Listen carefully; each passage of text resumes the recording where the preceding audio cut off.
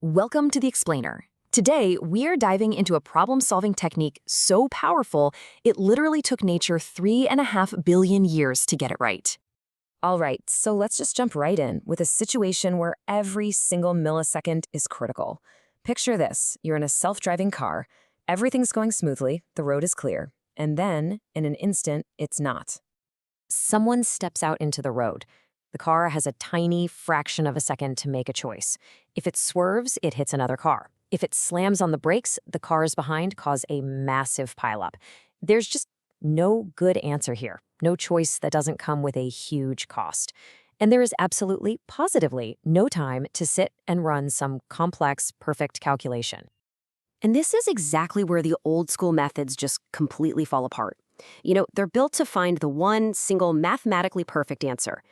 But for really tough problems, that can take hours or even days.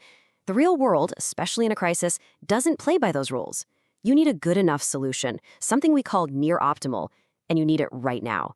You need a totally different way of thinking that just thrives in messy, fast-changing situations. So that really is the billion-dollar question, isn't it? How on earth do you program a machine to handle a scenario where every single path leads to a bad outcome, and to make that call almost instantly? Well, it turns out computer scientists found the answer in a pretty unexpected place. Yeah, they looked to the single greatest research and development lab in the history of the universe, life itself. I mean, think about it. For billions of years, nature has been running the most complicated optimization problems you can imagine, constantly finding solutions that are just good enough to keep on surviving in a world that never stops changing. And the foundation for this entire idea? It's Charles Darwin's theory of natural selection. It turns out that the very same principles that guide how life evolves here on Earth can be used to guide how solutions evolve inside a computer. It's kind of mind-blowing. Just think about the classic example of the giraffe's neck. So you have a change in the environment, a pressure. Food gets scarce, and suddenly all the easy-to-reach leaves are gone. Now, just by random chance, some giraffes happen to be born with slightly longer necks. Well, guess what? They're a better fit for this new environment. They can reach the higher leaves, they eat, they survive, and crucially, they get to pass on those long neck genes. Fast forward through countless generations, and that tiny advantage results in the incredible long neck giraffes we see today. Nature literally optimized for survival. And that's the light bulb moment right there. Nature is this relentless, nonstop testing engine. It generates tons of variations, it tests them against the real world, and only the best solutions, the fittest individuals, get to pass on their code, their DNA, to the next generation. This led to a revolutionary question. What if we could copy that whole process, but run it at lightning speed inside a computer? So, how do we actually pull that off? This is the really cool part, where we take the language of biology and translate it piece by piece into the language of computer science.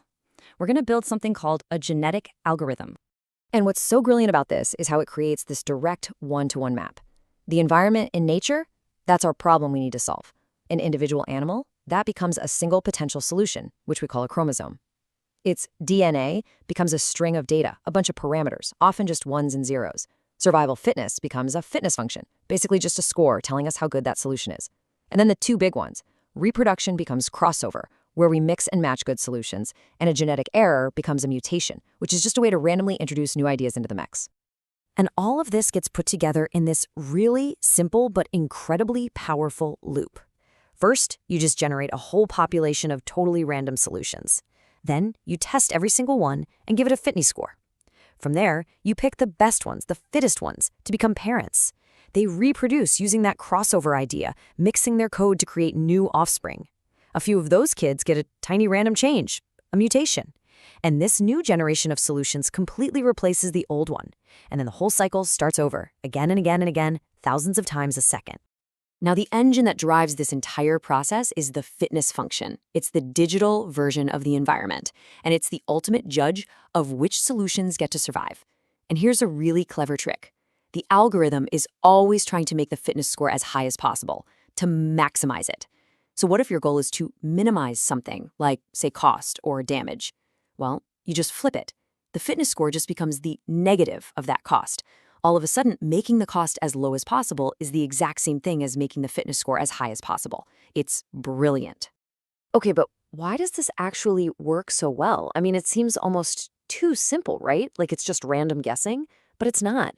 There's a deep mathematical reason it works called the schema theorem, but we can think about it in a much more intuitive way as the building block principle.